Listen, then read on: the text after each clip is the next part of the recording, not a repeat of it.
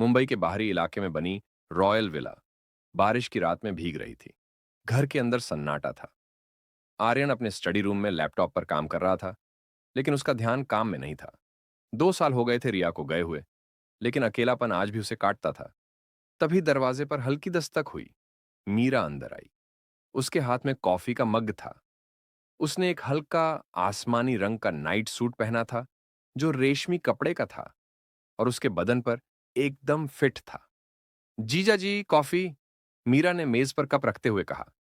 आर्यन ने सर उठाकर मीरा को देखा। टेबल लैंप की धीमी रोशनी में मीरा का चेहरा चमक रहा था।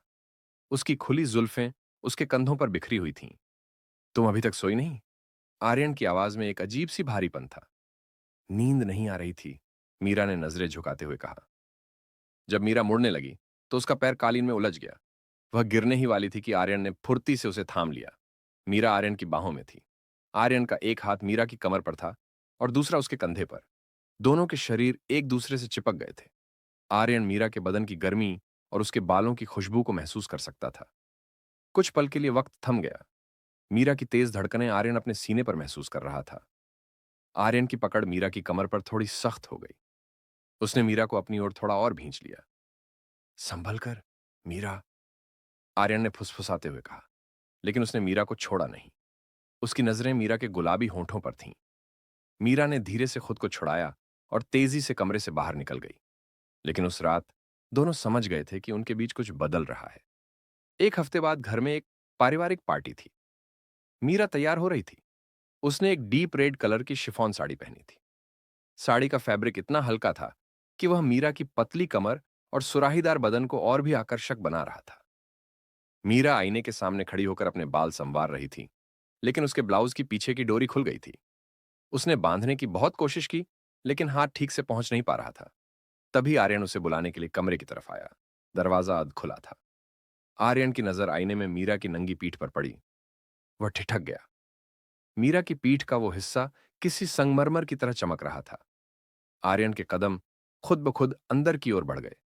मीरा! आर्यन की आवाज में एक नशा था। मीरा हड़बड़ा गई और अपनी साड़ी से बदन ढकने की कोशिश करने लगी। जीजा जी, वो डोरी। आर्यन बिना कुछ कहे उसके ठीक पीछे आकर खड़ा हो गया। उसने मीरा के हाथों से साड़ी का पल्लू हटा दिया। आईने में दोनों की नजरें मिलीं। आर्यन की आंखों में एक भूख थी, जिसे मीरा साफ देख सकती थी। आर्यन ने अपने दोनों हाथ मीरा के कंधों पर रखे और धीरे धीरे नीचे की ओर सरकाने लगा। उसकी उंगलियां मीरा की पीठ पर रेंग रही थीं।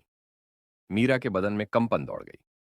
उसने अपनी आंखें बंद कर लीं और सर पीछे की ओर आर्यन के कंधे पर टिका दिया। आर्यन ने धीरे से डोरी पकड़ी, लेकिन उसे बांधने के बजाय उसने अपनी उंगलियों से मीरा की रीढ़ की हड्डी को सहलाना शुरू कर दिया। तुम आज जान लेने वाली हो, मीरा, आर्यन ने उसके कान के पास झुककर कहा। उसकी गर्म सांसें मीरा की गर्दन को झुलसा रही थीं। आर्यन ने मीरा की गर्दन पर अपने होंठ रख दिए और एक हल्का सा लव बाइट, किस मार्क, दे दिया। मीरा के मुंह से एक आह निकल गई। आर्यन ने मीरा को कमर से पकड़कर घुमाया और उसे दीवार से सटा दिया। दोनों के बीच इंच भर की दूरी भी नहीं थी। आर्यन का सख्त सीना मीरा के कोमल उभारों को दबा रहा था। माहौल बेहद गर्म हो चुका था। आर्यन मीरा के होंठों के करीब आया, लेकिन तभी नीचे से किसी मेहमान की आवाज आई और उन्हें अलग होना पड़ा। मीरा का चेहरा लाल था और आर्यन की सांसें उखड़ी हुई थीं। पार्टी के कुछ दिनों बाद आर्यन मीरा को उसके कॉलेज से पिक करने गया। वापसी में मूसलाधार बारिश शुरू हो गई। शहर से दूर एक सुनसान सड़क पर उनकी कार खराब हो गई। बाहर तूफान था और कार के अंदर खामोशी। मीरा बारिश की ठंडक से कांप रही थी। उसके भीगे हुए कपड़े उसके बदन से चिपके हुए थे, जो उसके शरीर के हर कर्व को उभार रहे थे। आर्यन उसे देख रहा था। उसे रहा नहीं गया। तुम्हें ठंड लग रही है? आर्यन ने कहा और अपनी सीट बेल्ट खोलकर मीरा की तरफ खिसक गया। उसने अपना कोट उतारकर मीरा को ओढ़ाया, लेकिन मीरा का कांपना बंद नहीं हुआ। आर्यन ने मीरा का चेहरा अपने दोनों हाथों में लिया। उसके हाथ मीरा के गालों पर अंगारों जैसे लग रहे थे। मुझे गर्माहट चाहिए, आर्यन। मीरा ने पहली बार उसे नाम से पुकारा। उसकी आवाज में एक आमंत्रण था। यह सुनते ही आर्यन का सब्र टूट गया। उसने मीरा को अपनी बाहों में भरकर उसे कसकर जकड़ लिया। मीरा ने अपनी बाहें आर्यन के गले में डाल दी। आर्यन के होंठ मीरा के होंठों को तलाशने लगे और अगले ही पल दोनों एक गहरे और पैशनेट किस, डीप किस में खो गए। आर्यन के हाथ मीरा की पीठ और कमर पर बेताबी से चल रहे थे। वह मीरा को ऐसे चूम रहा था जैसे वर्षों का प्यासा हो। कार की खिड़कियों पर भाप जम गई थी। आर्यन ने मीरा को लगभग अपनी गोद में खींच लिया। मीरा की उंगलियां आर्यन के बालों में उलझी थीं। मैं तुम्हें अब और दूर नहीं रख सकता मीरा, आर्यन ने भारी आवाज में कहा और उसकी गर्दन को चूमते हुए नीचे की ओर बढ़ा। उस बंद कार में तूफानी बारिश के बीच उन्होंने अपनी हदों को पार करने की शुरुआत कर दी थी। वहां सिर्फ सांसों की आवाजें और एक दूसरे के नाम की पुकार थी। कार वाले उस तूफानी दिन के बाद आर्यन और मीरा के बीच की हिचक पूरी तरह खत्म हो चुकी थी। अब वे सिर्फ जीजा साली नहीं थे, बल्कि प्रेमी बन चुके थे। लेकिन घर पर रामू काका और अन्य नौकरों के कारण उन्हें एकांत नहीं मिल पाता था। एक दिन मीरा आर्यन के ऑफिस गई। वह आर्यन के लिए घर का बना खाना लेकर गई थी। ऑफिस में लंच टाइम था और आर्यन अपने आलीशान केबिन में अकेला था। मीरा ने जैसे ही केबिन में कदम रखा, आर्यन ने अपने पीए को इशारा करके बाहर जाने को कहा और रिमोट से केबिन का दरवाजा लॉक कर दिया। कांच की दीवारों पर ब्लिंड्स ब्लिंड्स गिरा दिए गए। मीरा मेज पर टिफिन रख रही थी। उसने एक घुटनों तक की पेंसिल स्कर्ट और व्हाइट शर्ट पहनी थी, जिसमें वह बेहद प्रोफेशनल और हॉट लग रही थी। आर्यन अपनी कुर्सी से उठा और दबे पांव मीरा के पीछे जाकर खड़ा हो गया। मीरा को आर्यन की मौजूदगी का एहसास हुआ। उसकी धड़कनें तेज हो गईं। आर्यन ने पीछे से मीरा की कमर को अपने दोनों हाथों से दबोच लिया। मीरा के हाथ से पानी की बोतल छूट गई। आर्यन, यहां कोई आ जाएगा, मीरा ने कांपती आवाज में कहा। लेकिन उसने आर्यन को रोका नहीं। दरवाजा लॉक है, आर्यन ने मीरा की गर्दन पर अपनी दाढ़ी रगड़ते हुए कहा। उसकी खुरदरी दाढ़ी मीरा की कोमल त्वचा पर सिहरन पैदा कर रही थी। आर्यन ने मीरा को घुमाया और उसे भारी महोगनी की मेज, डेस्क पर बिठा दिया। उसने मीरा के दोनों पैरों के बीच जगह बनाई और उसके करीब खड़ा हो गया। मीरा की सांसें आर्यन के चेहरे से टकरा रही थीं। आर्यन ने मीरा की शर्ट का पहला बटन खोला। मीरा ने रोकने के लिए अपना हाथ आर्यन के सीने पर रखा, लेकिन आर्यन ने उसका हाथ पकड़कर चूम लिया और उसे अपनी ओर खींचा। मुझे तुम्हारी लत लग गई है मीरा, आर्यन ने कहा और मीरा के होंठों को अपने होंठों में मसल दिया। यह किस धीमा नहीं था, यह जंगली था। आर्यन के हाथ मीरा की जांघों पर सरक रहे थे, जो स्कर्ट के कट से बाहर झांक रही थीं। ऑफिस के उस ठंडे एसी रूम में पसीने छूट रहे थे। आर्यन ने मीरा को मेज पर पीछे की ओर झुका दिया। फाइलें और पेन स्टैंड जमीन पर गिर गए, लेकिन उन्हें कोई होश नहीं था। उस दिन ऑफिस की उस मेज ने उनके प्यार की गवाही दी। कुछ दिनों बाद रॉयल विला में एक बिजनेस पार्टी थी।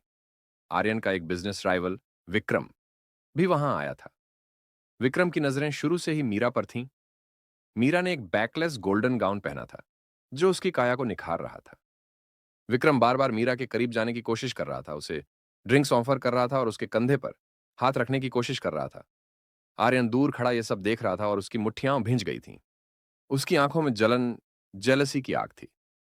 जब विक्रम ने मीरा का हाथ पकड़कर उसे डांस के लिए ले जाने की कोशिश की, तो आर्यन का सब्र टूट गया। वह तेजी से वहां पहुंचा। एक्सक्यूज मी, आर्यन ने विक्रम का हाथ झटकते हुए कहा। मीरा मेरे साथ है। बिना किसी की परवाह किए आर्यन मीरा का हाथ पकड़कर उसे पार्टी हॉल से बाहर खींचते हुए ले गया। मीरा लगभग दौड़ते हुए उसके पीछे जा रही थी।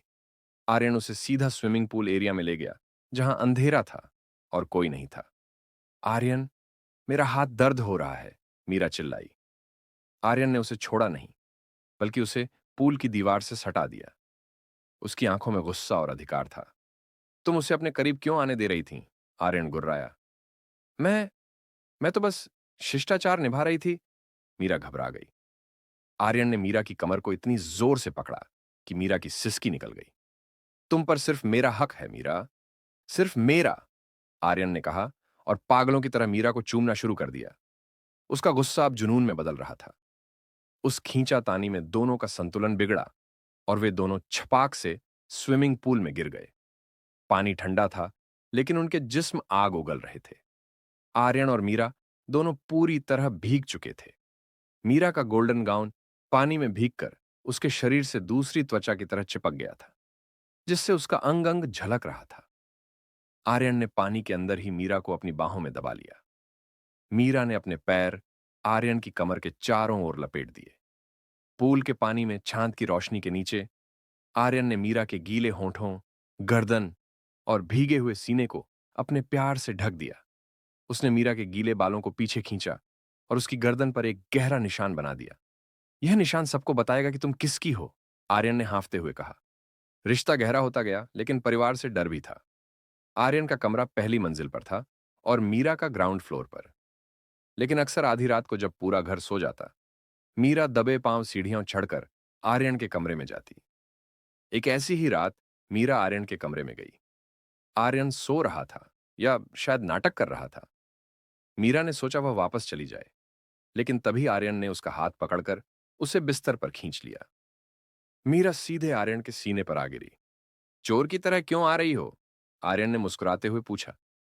मुझे लगा आप सो रहे हैं, मीरा ने शर्म से कहा। आर्यन ने एक झटके से करवट बदली और अब मीरा नीचे थी और आर्यन उसके ऊपर। जब तुम घर में होती हो तो नींद किससे आती है? आर्यन ने मीरा के नाइटगाउन की स्लीव को कंधे से नीचे सरकाया। उसके मजबूत हाथ मीरा के कोमल बदन को मसल रहे थे। आर्यन, धीरे। मीरा ने आर्यन के बालों में उंगलियां फंसाते हुए कहा। आज रात कोई धीरे नहीं, आर्यन ने कहा। उसने मीरा के दोनों हाथों को उसके सिर के ऊपर ले जाकर एक हाथ से दबोच लिया। अब मीरा पूरी तरह आर्यन के रहमो करम पर थी। आर्यन ने अपनी उंगलियों से मीरा के बदन का नक्शा नापना शुरू किया। उसने मीरा के कानों, गर्दन और सीने के बीच की जगह को चूमा। मीरा का शरीर धनुष की तरह तन गया। उस रात आर्यन ने मीरा को वो सारे सुख दिए जिनके बारे में उसने सिर्फ उपन्यासों में पढ़ा था। हर स्पर्श के साथ मीरा की आहें कमरे में गूंज रही थीं, जिन्हें आर्यन अपने होंठों से पी रहा था। आखिरकार तमाम ड्रामा और परिवार को मनाने के बाद उनकी शादी हो गई। सुहागरात का इंतजार दोनों को ही था, क्योंकि अब तक जो भी हुआ था वो चोरी छिपे था। लेकिन आज रात सब कुछ जायज था। आर्यन कमरे में आया। मीरा घूंघट में थी। आर्यन ने दरवाजा लॉक किया और बत्तियां बुझा दी। सिर्फ मोमबत्तियों की रोशनी रह गई। उसने मीरा का घूंघट उठाया। मीरा की आंखों में एक नई चमक थी। मिसेस आर्यन खुराना, आर्यन ने भारी आवाज में कहा, आज रात मैं तुम्हें सोने नहीं दूंगा। आर्यन ने मीरा को गोद में उठाया और बिस्तर पर लिटाया। उसने मीरा के भारी लहंगे को उतारने में मदद की। जब मीरा सिर्फ अपने ब्लाउज और पेटीकोट में रह गई, तो आर्यन की नजरें उस पर जम गईं। आर्यन ने एक कटोरे में रखा हुआ केसर वाला दूध खुद पिया और फिर मीरा को अपने होंठों से पिलाया। फिर शुरू हुआ प्यार का वो खेल, जहां कोई नियम नहीं था। आर्यन ने मीरा के ब्लाउज की डोरी खोली और उसे निर्वस्त्र कर दिया। मीरा ने शर्म से अपनी आंखें बंद कर लीं, लेकिन आर्यन ने उसका चेहरा अपनी ओर किया। मुझे तुम्हें देखने दो। तुम किसी कलाकृति मास्टरपीस से कम नहीं हो, आर्यन ने कहा। उसने मोगरे के फूलों को मीरा के नंगे बदन पर रगड़ा, जिससे मीरा सिहर उठी। आर्यन ने मीरा के वक्षस्थल, ब्रेस्ट्स को अपने हाथों में दबाया और उन्हें प्यार किया। मीरा का शरीर आर्यन के स्पर्श से पिघल रहा था। जब वे एक हुए तो मीरा की आंखों से एक आंसू निकल गया, दर्द और खुशी का मिला जुला आंसू। आर्यन ने उस आंसू को चूम लिया। आर्यन ने पूरी रात मीरा के जिस्म के हर इंच को पूजा। कभी वह आक्रामक होकर उसे मसलता, तो कभी बेहद कोमलता से उसे सहलाता। बेडशीट की सिलवटें, बिखरे हुए फूल और पसीने से भीगे हुए दो जिस्म सुबह की रोशनी तक एक दूसरे में उलझे रहे। सुबह जब मीरा उठी तो उसके पूरे बदन पर आर्यन के प्यार के निशान थे। उसने आईने में खुद को देखा और शर्मा गई। तभी आर्यन पीछे से आया और उसे बाहों में भरकर आईने में देखा। अब तुम पूरी तरह मेरी हो, उसने मीरा के कंधे पर अपना सिर रखते हुए कहा। तो दोस्तों, ये थी आर्यन और मीरा की कहानी। प्यार और समाज के डर के बीच की एक जंग। आपको क्या लगता है, क्या आर्यन और मीरा ने जो किया वो सही था, या उन्हें समाज के डर से अपना प्यार छोड़ देना चाहिए था? अपनी राय नीचे कमेंट में जरूर बताएं। अगर कहानी ने आपके दिल को छुआ है तो लाइक बटन दबाना ना भूलें। ऐसी ही और अनकही कहानियों के लिए प्राइम टाइम स्टोरी 2.0 को अभी सब्सक्राइब करें। मिलते हैं अगली कहानी में।